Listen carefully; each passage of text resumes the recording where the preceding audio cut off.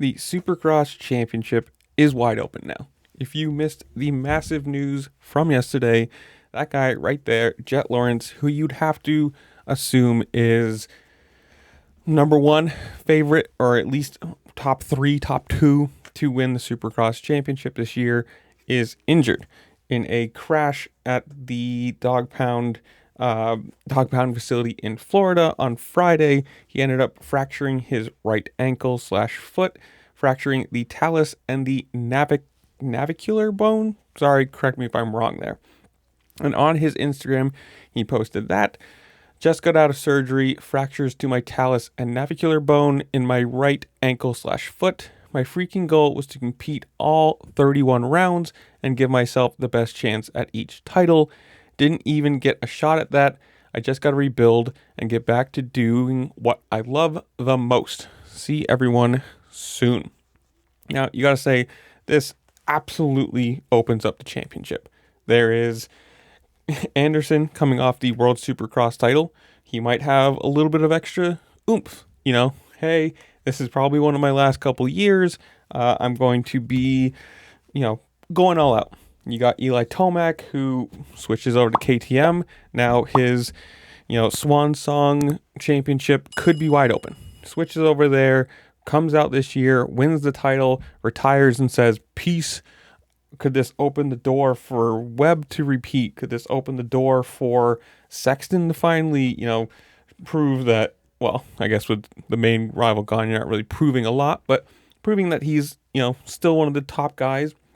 He's changed teams too. Kawasaki would be very happy with that. Or, someone like Roxon, who's missed out on a few big titles due to massive injuries. And sometime late in his career, if he could pull out a Supercross title now, it would be incredible. And you got to say also, we do have the confirmation, or it's been confirmed from the Deegans, that he will be racing the 250. Now, the question is, does he move up? He could move up to the Supercross 450 and probably be up in the title fight. I guess you could kind of say it would look pretty bad, optics wise, for him to choose to move up after Lawrence's injury. On the other side of things too, Hunter Lawrence, could he finally, without his brother there, get his own title? Which you kind of say, again, it puts the asterisk on things like you only won because he wasn't there and blah, blah, blah, blah, blah, blah, blah. I don't think anybody would really care. You get that title, you get that bonus, you get your name in the history books. More than likely, you're going to be just very happy with it. From the RacerXOnline.com website, we do have a quote from Lawrence saying, quote, "Words can't describe how I'm feeling right now. The team and I put in so much work during the offseason to improve. I keep reminding myself that we have overcome challenges before, and this is no different. I'll put the same focus into my recovery that I put into being the best athlete I can each day. My goal is to get this ankle fully healed up and return as competitive as ever and make the 2026 season as successful as we can." Now, obviously, I think it said there's like a 3-month recovery to this. So that puts us into middle of March, somewhere around there. January, February, March. Yeah. So he'll definitely be fit, ready for pro motocross. And you got to say, he's going to be an absolute rocket ship in that, considering all the other guys who are going to have to race the full Supercross season, training all of that time, testing for motocross. He's going to come in fresh and, wanting to just fire on all cylinders, and it's going to be exciting. Now, the other side is, on the Honda side of things, this has been a really, really bad offseason for injuries, with both Joe Shimoda out currently with a neck injury that he incurred last month, and now, obviously, Jett Lawrence being injured. There is 2 main title contenders gone for them. In the West, they're going to have Chance Hymas and Hunter Lawrence. So there is your full Honda squad.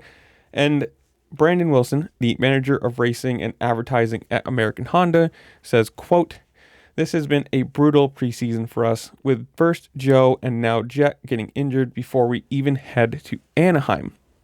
It's a shame because the atmosphere within the team leading into Supercross has been really strong and the riders have been very happy with their bikes. We all know Jett would have been one of the favorites for the Supercross Championship, but as professionals, we also recognize that this is a part of racing. The most important thing for Jett is to take the time needed for a complete recovery. In the meantime, the team is 100% committed to putting its full support behind Hunter and Chance. Both riders showed last year they have the speed to contend for wins and even titles, and I think they're ready to take another step in 2026. So it does. This is going to be an interesting year with, you got to say, like again, the probably favorite, or at least 1, 2, 3, whatever, out. It's going to be really interesting who can step up, be consistent, and, take a title and, get that extra bonus money. Who knows?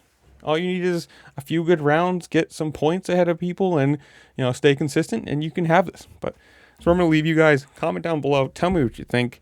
Who do you believe is going to win the title this year? With Jett out, it's wide open, and you never know. But that's what I'm asking you. Comment down below.